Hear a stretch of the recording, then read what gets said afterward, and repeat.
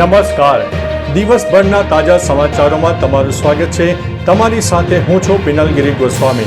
સમાચારો વિસ્તારથી જાણીએ એ પહેલા મહત્વના સમાચારો ઉપર એક નજર। નમસ્કાર મિત્રો, આજની વિડીયોમાં વાત થશે મંગળ ગ્રહ પર અમેરિકન ધ્વજ ફરકાવીશું તેવું ટ્રમ્પે જણાવ્યું છે। ત્યારે વાત થશે કોલકાતા T20 માટે ઇંગ્લેન્ડની ટીમની પ્લેઇંગ એક્સાઈ જાહેર કરવામાં આવી છે। ત્યારે આગળ વાત થશે ગાંધીનગર જિલ્લામાં 88,000 હેક્ટરમાં રવિ પાકનું વાવેતર।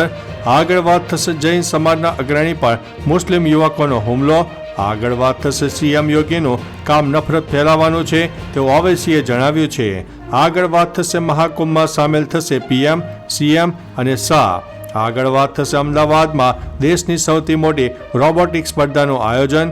આગળ વાત થશે ગુજરાતના 44 પ્રવાસન સ્થળોને જોડતા 58 માર્ગોને અપગ્રેડ કરાશે। આગળ વાત થશે 18,000 ભારતીયોની અમેરિકામાંથી હકાલપટ્ટી કરવામાં આવશે। ત્યારે આગળ વાત થશે ટ્રમ્પના શપથ ગ્રહણમાં આતંકવાદી પન્નું દેખાયો। હવે મિત્રો સમાચારો વિસ્તારથી।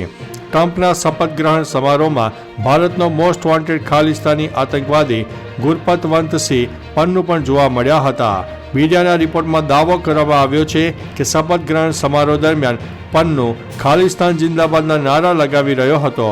પન્નુએ દાવો કર્યો છે કે તેમને ટ્રમ્પ કેમ્પ દ્વારા આમંત્રણ આપવામાં આવ્યું હતું, જ્યારે મીડિયાએ કહ્યું છે કે તેણે તેના સંપર્કોનો ઉપયોગ કરીને ટિકિટ ખરીદી હતી। મિત્રો, અન્ય મહત્વના સમાચારની વાત કરીએ તો 18,000 ભારતીયોની અમેરિકામાંથી હકાલપટ્ટી। અમેરિકામાં ગેરકાયદેસર રહેતા 18,000 ભારતીય નાગરિકો વતન પરત ફરશે। તેઓ ડંકી રૂટ દ્વારા અમેરિકામાં પ્રવેશ્યા હતા। ગેરકાયદેસર ઇમિગ્રન્ટ સાથે કામ કરતી સરકારી સંસ્થાએ અમેરિકામાં ગેરકાયદેસર રીતે રહેતા 15 લાખ લોકોની યાદી તૈયાર કરી છે, જેમાં ભારતીય નાગરિકોની સંખ્યા 18,000 છે। ભારત સરકાર પોતાના નાગરિકોની ઓળખ કરવા અને તેમને પાછા લાવવા અમેરિકા સાથે વાત કરવા પણ તૈયાર છે। મિત્રો, અન્ય મહત્વના સમાચારની વાત કરીએ તો ગુજરાતના 44 પ્રવાસન સ્થળોને જોડતા 58 માર્ગોને અપગ્રેડ કરાશે। રાજ્યમાં પ્રવાસન પ્રવૃત્તિને ગતિશીલ બનાવીને વધુમાં વધુ પ્રવાસીઓને આકર્ષિત કરવા પ્રવાસન સ્થળોને જોડતા માર્ગોની સુધારણાના અભિગમ સાથે રાજ્યના 44 પ્રવાસન સ્થળોને જોડતા રાજ્ય અને પંચાયત હસ્તકના કુલ 58 હયાત માર્ગોના અપગ્રેડેશન, વાઇડનિંગ અને સ્ટ્રેથનિંગના કામો માટે 2268.93 કરોડ રૂપિયા મંજૂર કરવામાં આવ્યા છે।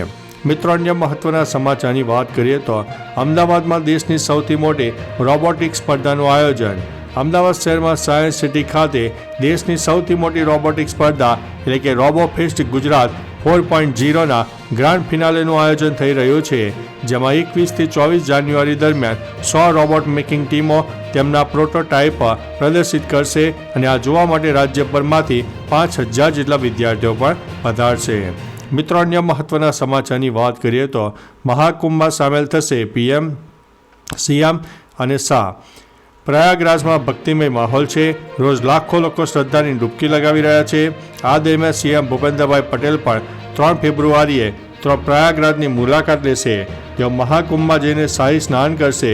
બીજી તરફ સમાચાર છે કે વડાપ્રધાન નરેન્દ્રભાઈ મોદી 5 ફેબ્રુઆરીએ મહાકુંભમાં સામેલ થશે તો 27 ફેબ્રુઆરીએ અમિત શાહ શાહી સ્નાન કરશે। મિત્રો, અન્ય મહત્વના સમાચારની વાત કરીએ તો સીએમ યોગીનું કામ નફરત ફેલાવવાનું છે। અસદુદ્દીન ઓવૈસીએ યુપીના સીએમ યોગી આદિત્યનાથ દ્વારા વકફ બોર્ડની સરખામણી જમીન માફિયા સાથે કરવા પર પ્રતિક્રિયા આપી છે।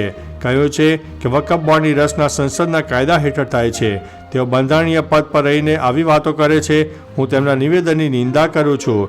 તેમનું એકમાત્ર કામ નફરત ફેલાવવાનું છે અને તેઓ એ જ કરી રહ્યા છે। યુપીમાં વકફ મિલકતોનું ગેજેટ નોટિફિકેશન કોણે બહાર પાડ્યું? સરકાર ગેજેટ નોટિફિકેશન બહાર પાડે છે। મિત્રો, અન્ય મહત્વના સમાચારની વાત કરીએ તો જૈન સમાજના અગ્રણી પર મુસ્લિમ યુવકનો હુમલો। શહેરના પારડી પાસે આવેલા એક પેટ્રોલ પંપમાં જગજાહેર છૂટા હાથથી મારામારી કરવામાં આવી હતી, જે ઘટના સામે આવતા મારામારીનો વિડીયો પણ મોટી માત્રામાં વાયરલ થયો છે।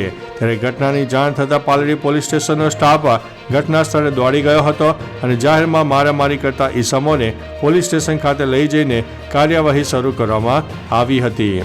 મિત્રો, અન્ય મહત્વના સમાચારની વાત કરીએ તો ગાંધીનગર જિલ્લામાં 88,000 હેક્ટરમાં રવિ પાકનું વાવેતર। ગાંધીનગર જિલ્લામાં 4 વર્ષે અગાઉ માણસા તાલુકાના ખેડૂતો દ્વારા ચણાની ખેતીનો પ્રયોગ શરૂ કરવામાં આવ્યો હતો. તેમાં સફળતા મળવાથી ગત વર્ષો પછી ચાલુ વર્ષે પણ ચણાના વાવેતરમાં વધારો થઈ રહ્યો છે. ચાલુ વર્ષે રવિ મોસમ દરમિયાન ચણાના વાવેતર વિસ્તાર 1000 હેક્ટર ઉપર પહોંચ્યો છે, જ્યારે અત્યાર સુધીમાં જિલ્લામાં કુલ વાવેતરનો આંકડો 88,000થી વધારે પહોંચી ગયો છે. મિત્રો, અન્ય મહત્વના સમાચારની વાત કરીએ તો કોલકાતા T20 માટે ઇંગ્લેન્ડની ટીમની પ્લેઇંગ જાહેર. કોલકાતાના ઈડન ગાર્ડન્સ ખાતે યોજાનારી ભારત સામેની T20 મેચ માટે ઇંગ્લેન્ડે ટીમની જાહેરાત કરી છે. ટીમમાં Ben Duckett, Phil Salt, Jos Buttler, Harry Brook, Liam Livingstone વગેરે ખેલાડીઓ સામેલ છે. લાંબા સમય પછી જોફ્રા આર્ચર ભારતીય ધરતી પર રમશે. ફિલ સોલ્ટ અને બેન ડકેટની જોડી ઓપનિંગ કરશે. મિત્રો, અન્ય મહત્વના સમાચારની વાત કરીએ તો મંગળ ગ્રહ પર અમેરિકન ધ્વજ ફરકાવીશું તેવું ટ્રમ્પે જણાવ્યું છે. યુએસ રાષ્ટ્રપતિ તરીકે શપથ લીધા પછી ડોનાલ્ડ ટ્રમ્પે મંગળ ગ્રહ પર અમેરિકન ધ્વજ ફરકાવવાની વાત કરી છે, જે સાંભળીને સ્પેસ એક્સના માલિક એલોન મસ્ક પણ ખૂબ ખુશ થઈ ગયા છે. અમે અમેરિકન અવકાશયાત્રીઓને મંગળ ઉપર મોકલીશું અને અવકાશમાં અમારા ક્ષેત્રનો વિસ્તાર કરીશું. મને આશા છે કે અમારા તારાઓ તરફ આગળ વધીશું અને મંગળ ગ્રહ પર અમારો ધ્વજ ફરકાવીશું. મસ્ક મંગળ પર વસાહત સ્થાપવા માગે છે. તો ચાલો મિત્રો, ફરીથી દેશ અને દુનિયાના સુપરફાસ્ટ સમાચાર લઈને મળતા રહીશું. ત્યાં સુધી અમને રજા આપશો. નમસ્તે.